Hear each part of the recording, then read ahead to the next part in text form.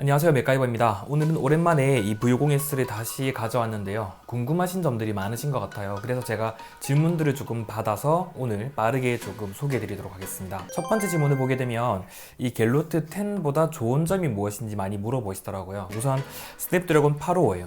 그 점에서 호불호는 있겠지만 장점이라는 평가가 많고, 화면 자체가 플랫하거든요. 그러니까 엣지가 아니라는 거죠. 그리고 유선 이어폰이 꽂을 수 있어요. 이것도 장점인데 그냥 유선이 아니라 고음질이 된다라는 거죠. 거기다가 밀스펙 폰이거든요.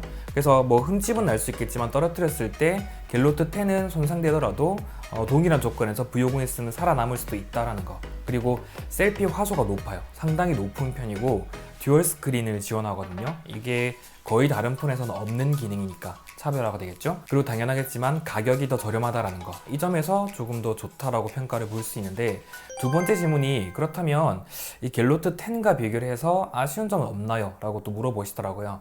제가 설명해 드릴 수 있는 점이라면 단일 크기라는 점이죠. 그 점에 있어서 화면 크기가 더 작거나 큰 폰을 원하셨더라도 선택지가 없어요. 그리고 컬러도 단일이에요. 뭐 이거 자체가 제가 볼 때는 괜찮은데 여성 소비자들이 볼 때는 확실히 아쉽다라는 생각이 들더라고요. 그리고 낮은 램과 용량 옵션이 조금 아쉽다라고 볼 수 있는데 전용 펜도 지원하지 않거든요. 그 점에서도 아쉽고, UX가 아직은 삼성전자의 그 쫀득쫀득한 삼성 원 UI를 따라가지 못해요. 그 점에서는 뭐 개선은 되고 있는데 확실히 아쉬운 것 같고, 이번에 망원 렌즈가 빠졌거든요. 이건 확실히 마이너 업그레이드이기 때문에 이 부분에서는 아쉽다라고 볼 수 있는 거죠. 세 번째로 단일 사용이 만족스러운지에 대해서도 물어보시던데, 우선 만족하는 부면과 그렇지 않은 부면이 있어요. 그립감은 상당히 괜찮거든요. 그리고 기본기가 괜찮아요. 기본기가 다른 제품 대비 아쉽다라거나 부족한 게 아니라 이 제품만이 가지고 있는 장점들도 가지고 있거든요. 이를테면 이렇게 AOD 같은 경우에도 LG스러운 느낌이 들기도 하고, 켤 때 이렇게 지문이 인식을 하는 UX 역시도 조금 더 다듬어질 거죠. 개인적으로는 카툭티가 아니라는 점에서도 장점이 아닐까 싶었거든요. 그런데 아쉬움도 있어요. G8도 그렇고 V50도 그렇고 V50S도 그렇고 뭐가 다르지? 라고 물으면 딱히 없어요.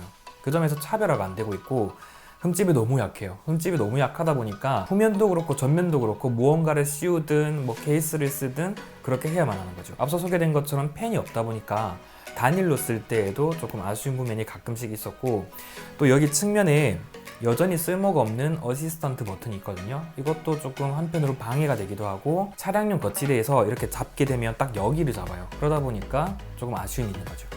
네 번째로 듀얼 스크린이 정말 유용한지를 물어보시는데, 마찬가지로 장단점이 있어요. 제가 썼을 때도 언제나 폰을 쓸 때 사용하는 건 아니거든요. 어떤 날은 하루 종일 이 듀얼 스크린 자체를 거의 써본 적이 없어요.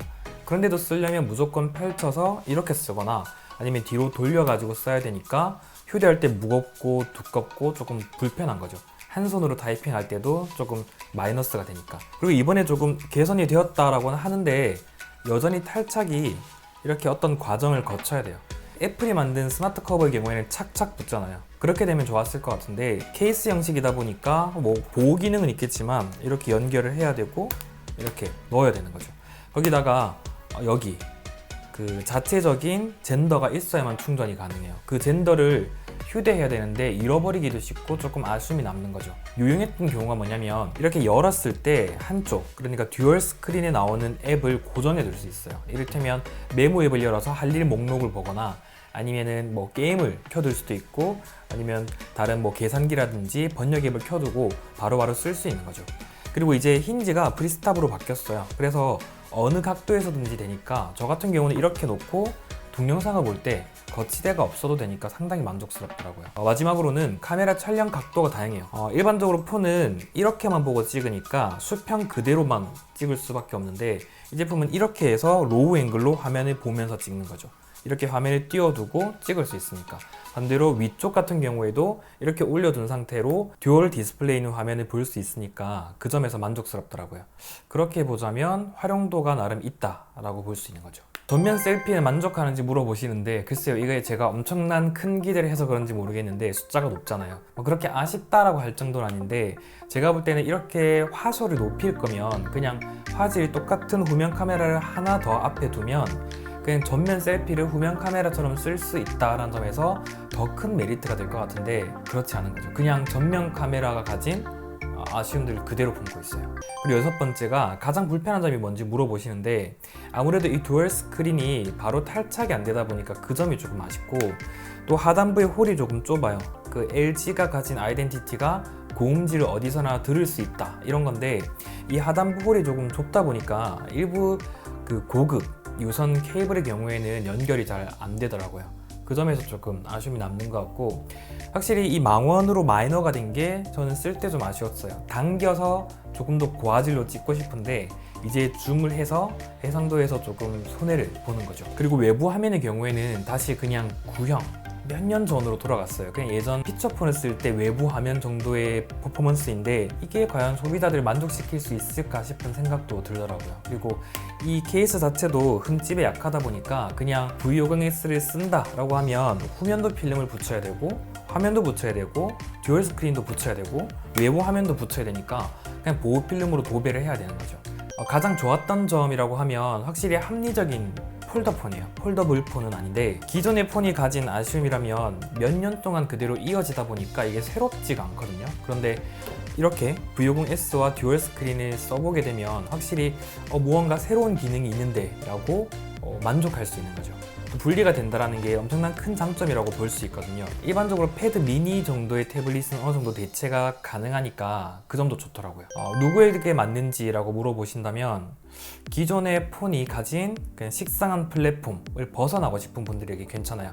그리고 이 제품은 하나의 앱을 더 크게 보기에는 애매한데 두 개의 앱을 제대로 나눠서 듀얼로 쓰기에는 진짜 좋거든요. 그 점에서는 제대로 된 멀티태스킹을 쓸 수 있다. 그리고 보셔서 아시겠지만 디자인보다는 기능이 우선적이에요.